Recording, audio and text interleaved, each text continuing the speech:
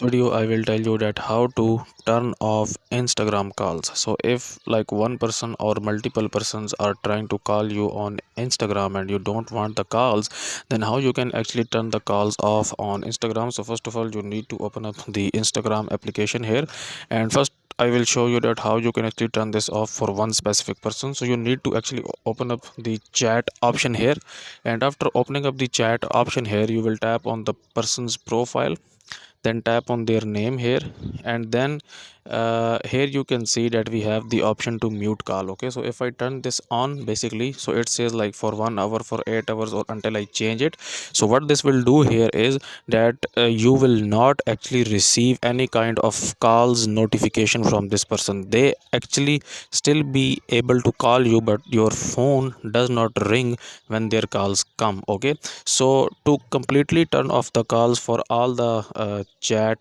on Instagram, you need to go back, tap on your profile image at the bottom right, tap on these three dots here, tap on settings here, and tap on notifications here, and tap on calls here, and here you can see video chat. So you can just turn this off, just turn off. Now people will not be able to actually call you on Instagram. So guys, if you find this video useful, kindly like this video and subscribe to my channel, and I will see you in the next video.